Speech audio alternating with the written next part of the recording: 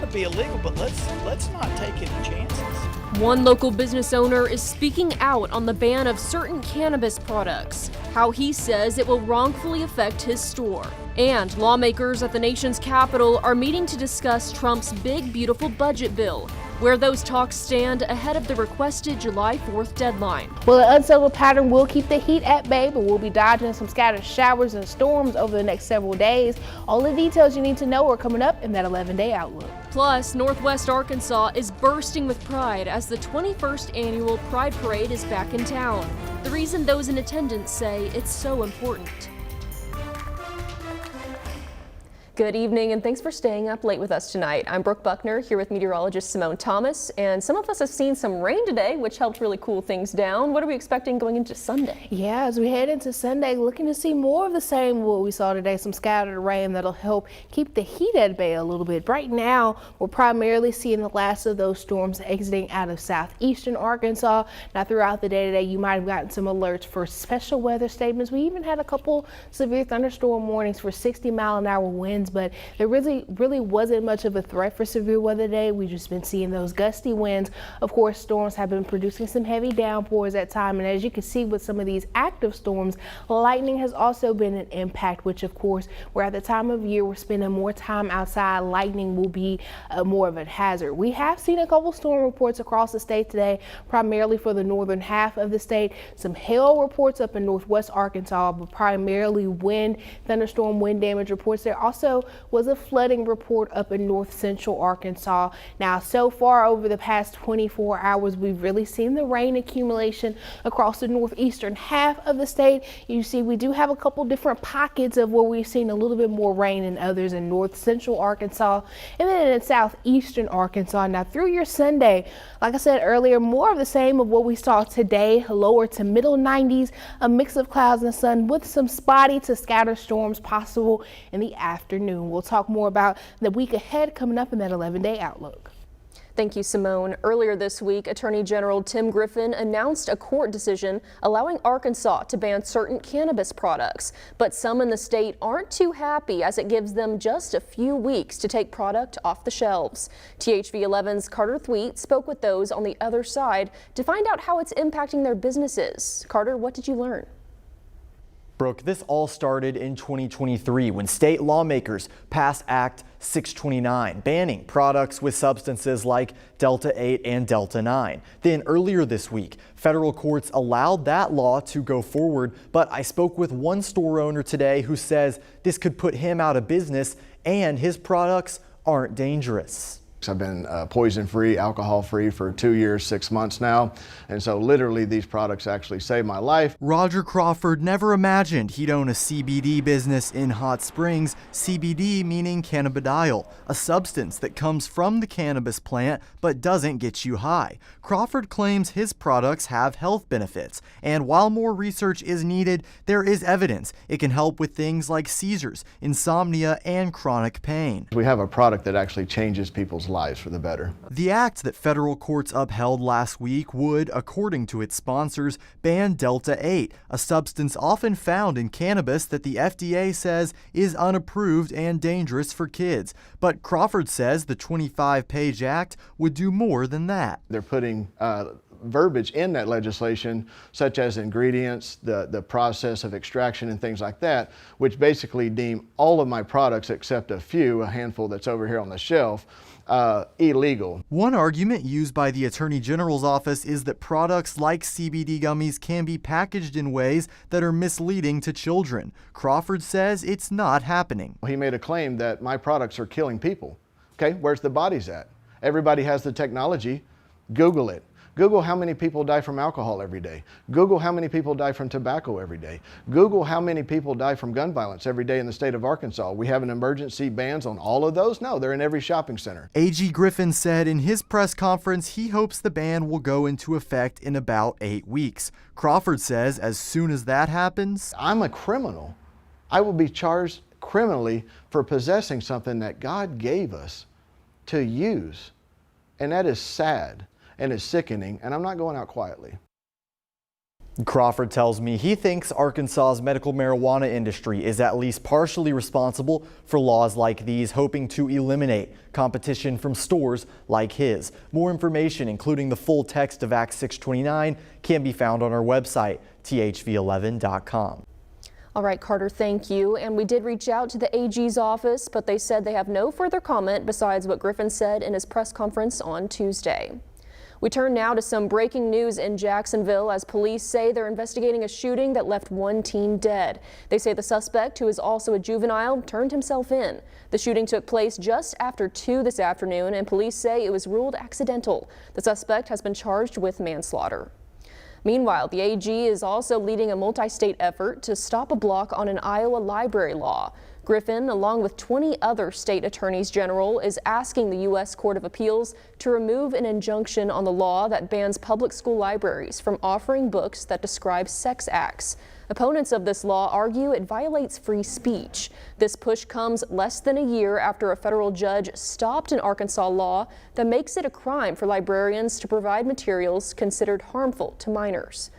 Griffin shared this statement on social media following the announcement. The First Amendment does not compel public school libraries to stock library shelves with graphic depictions of sex acts that elementary students can access without their parents' knowledge or consent. Our coalition stands firmly with Iowa to protect children from this harmful content. At the nation's capital, lawmakers are discussing President Donald Trump's so-called Big Beautiful Budget bill, as we're now less than a week away from his requested deadline for Congress to pass it. As of right now, there is no vote scheduled, but many senators say they won't support it as it currently stands. The legislation extends tax cuts from President Trump's first term, removes taxes on tips and overtime, and increases spending for defense and border security. Among those concerned by the bill is Republican Senator Rand Paul of Kentucky. This bill has about $400 to $500 billion worth of new spending. And why would you put forward a bill that has $500 billion worth of new spending if your goal was to fix the deficit? The deficit this year is going to be about $2.2 trillion. My prediction is with all this new spending and with some new tax cuts that the deficit is going to be bigger next year.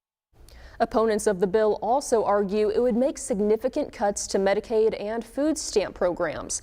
But the president insists his bill will deliver relief to hardworking Americans.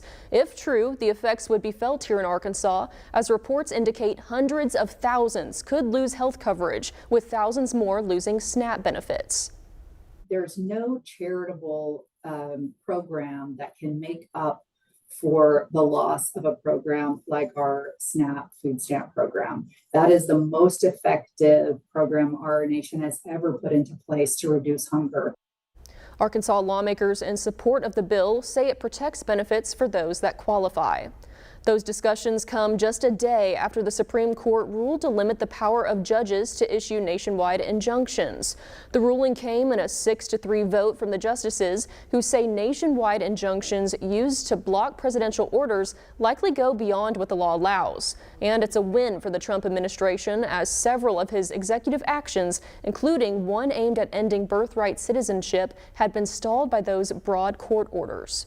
It was a grave threat to democracy, frankly, and instead of merely ruling on the immediate cases before them, these judges have attempted to dictate the law for the entire nation. The court didn't decide whether limiting birthright citizenship is constitutional. That issue could head back to the court this fall. In the meantime, several lawsuits have already been filed to stop the policy from going into effect. We reached out to the ACLU for comment on the ruling, and they tell us the fight is not over, saying in part, quote, "The court's decision to potentially open the door to enforcement is disappointing, but we will do everything in our power to ensure no child is ever subjected to the executive order." The group goes on to say, "We will vindicate the 14th Amendment's fundamental promise that ensures every child born on U.S. soil is recognized as a citizen of this country," close quote. Arkansas Senator Tom Cotton also weighing in. His statement says, quote, "Letting one liberal district court judge dictate policy for the nation was undemocratic and unconstitutional. I am grateful that the Supreme Court acted to limit nationwide injunctions from resistance judges. This is an important victory for every American," end quote. Tonight, a private funeral was held for Minnesota state lawmaker Melissa Hortman and her husband Mark. The couple, along with the family's dog, were gunned down at their home 2 weeks ago in what police are investigating as a politically motivated attack. CBS's Caroline Cummings was at the service and shows us how they're being remembered. Mourners stood as the caskets for Melissa and Mark Hortman were brought to the church altar. Heavenly Father, we thank you for the lives of Melissa and Mark Hortman. Former President Joe Biden and former Vice President Kamala Harris were in attendance. Governor Tim Walz honored Melissa Hortman for her 2 decades of public service. Melissa Hortman will be remembered as the most consequential speaker in Minnesota history. A solemn procession followed, with Walz presenting the Hortman children the flags that flew over the state capitol the day their parents were killed. She used her power to give a voice to people who didn't feel like they had a voice, and I hope that's how she's remembered. Thousands turned out at the Minnesota Capitol on Friday, where the couple was lying in state. Next to them, their beloved dog, Gilbert. The golden retriever was severely wounded in the attack and had to be euthanized. I'm sad and I'm angry, and I wanted to come and stand quietly for a moment and appreciate them. The Hortmans were gunned down at their home 2 weeks ago. The suspect, Vance Belter, accused of impersonating a police officer and wearing a mask.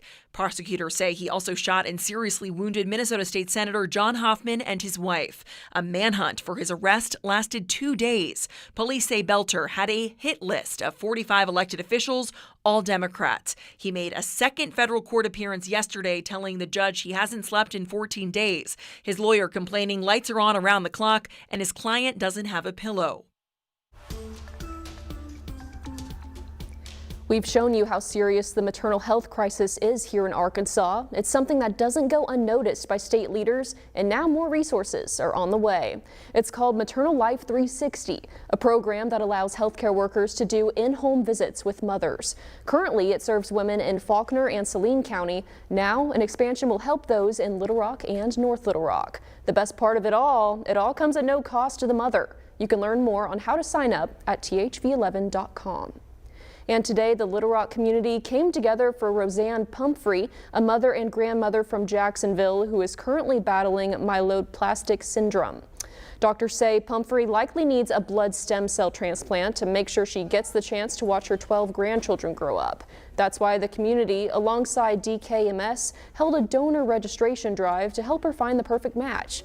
However, they say finding a match is not easy for people of mixed heritage. African Americans have just a 29% chance, while Caucasians have a 79% chance. But that's not stopping her from thinking about what it would mean if it did happen. It means a second chance at life. It means that I will have a longer life to live with my family, my kids, and to be more productive and to give back to life, to people. If you'd like to help, you can visit dkms.org. There you can find a form to order a free swab kit that will be sent to your home. Central and northeastern Arkansas are going to carry the best opportunity of seeing a shower or storm tomorrow afternoon. Full details on the rest of the weekend and a preview to this next week are coming up after the break. And thousands flooded the streets for Fayetteville's 21st annual Pride Festival, celebrating love, identity, and unity. Its significance to the community after the break.